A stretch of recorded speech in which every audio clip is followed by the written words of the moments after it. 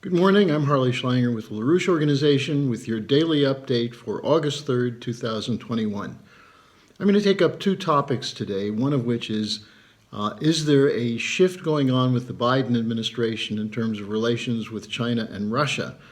And secondly, the coming of the eviction moratorium ending and what effect that will have on millions of families that are renting their apartments and homes at present. So let's start with the situation with China and Russia. There were some meetings at the end of last month between U.S. Deputy Secretary of State Wendy Sherman and top officials of China and Russia. On July 25th and 26th in Tianjin, China, she met with the Deputy Foreign Minister Xi of China, and then also with Foreign Minister Wang Yi. These were interesting meetings following up the last ones that occurred in Anchorage earlier in the year, which were quite tense, which opened at that time with the Americans making a series of allegations against the Chinese. This time with the meetings in China, with China as the host, the Chinese opened the meetings and they hit back pretty hard. They exposed the fraud of the charges of the genocide in Xinjiang province. In fact, Deputy Foreign Minister Xi pointed out that the population has grown more than doubled in Xinjiang province, that the employment rates are higher, the economy is good, and he said, how does this happen if in fact there's a policy of genocide? He also took up the question of competition, of Chinese aggression, and he basically said that the U.S. policy is making charges that are just not true. He said that the relationship, which is at an all-time low or a recent low, is due to the U.S. insistence on a rules-based order. Now, the report from both sides is that the meetings were frank, there were in-depth exchanges. In the meeting with Foreign Minister Wang Yi, he said that the U.S. should stop trying to obstruct China's development. And he also added that the U.S. has to stop infringing on China's sovereignty. And then he said that China wishes to find a path of peaceful coexistence with the U.S. Now, Sherman responded by saying that the U.S. has no intention of restricting China's development, nor containing China, which is at odds with the current military deployment of the U.S. In the region and the buildup in the Indo-Pacific region with British ships coming in, with German warships coming in. But she said that there are areas where they can work together. Now, again, in terms of the negative side of this, days before the meeting, the U.S. imposed new sanctions on Chinese officials who they're holding responsible for the crackdown on the regime change operatives who are creating a crisis in Hong Kong.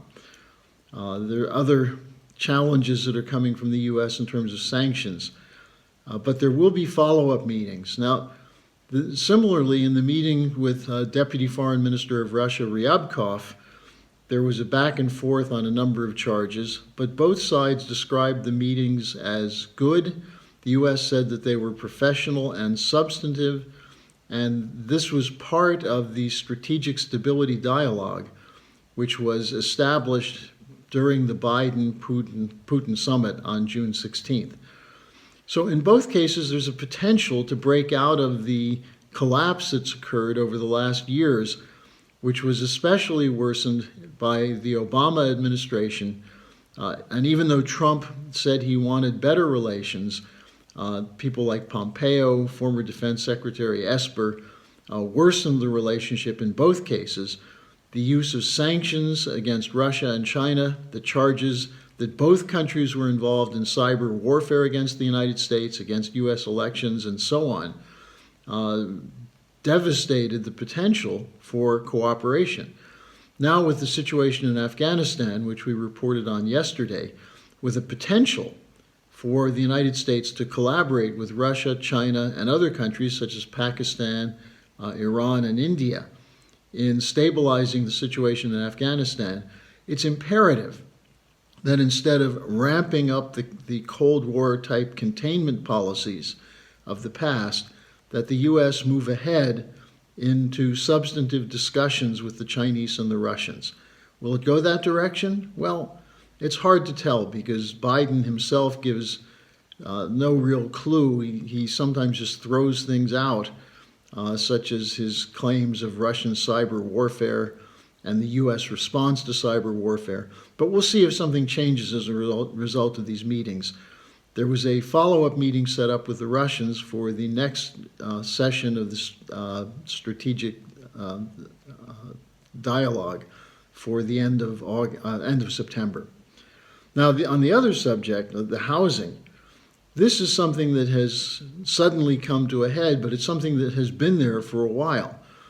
Millions of families have stayed in their homes because of a moratorium on evictions. And this has come to an end at the end of August. The moratorium, which came from the CDC as a result of the coronavirus, comes to an end.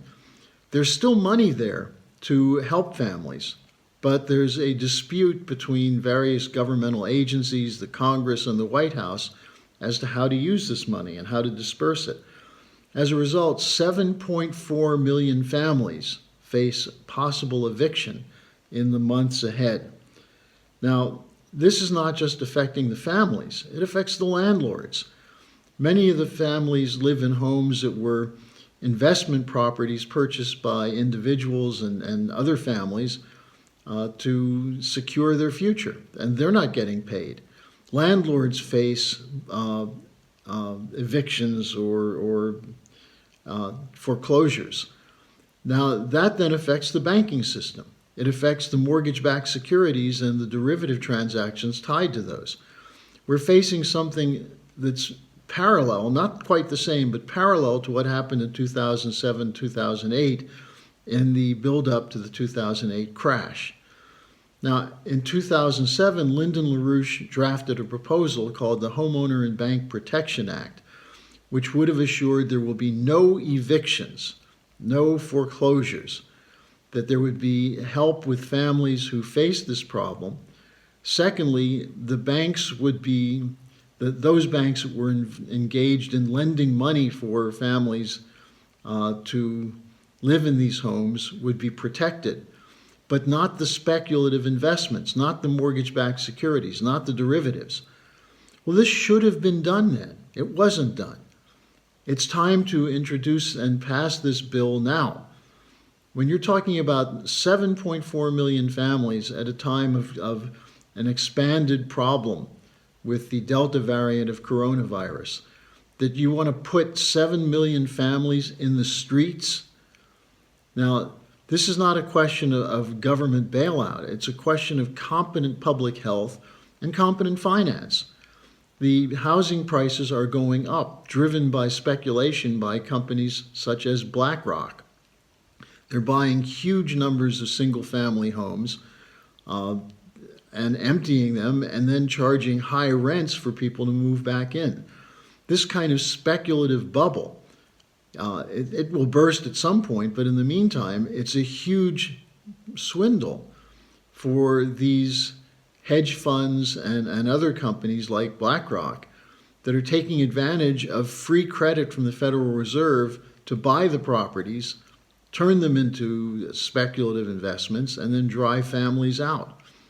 So this is something that must be addressed. It's connected to the infrastructure question, the jobs question, the restoring of the physical productive economy in the United States. So these are two areas where the Biden administration is confronted in the next month or two with immediate considerations on the Russia-China negotiations. As opposed to geopolitical confrontation, there should be collaboration. And on housing, there must be an effort made to protect families who have been caught up by the collapse of the real economy of the United States, and to ensure that they will not be the new victims of a popping of the bubble as occurred in 2008. So that's my report for today. Join me again tomorrow, And remember, go to theschillerinstitute.com to watch the deliberation, the dialogue that occurred last Saturday on the question of cooperation in Afghanistan. Thanks, and see you tomorrow.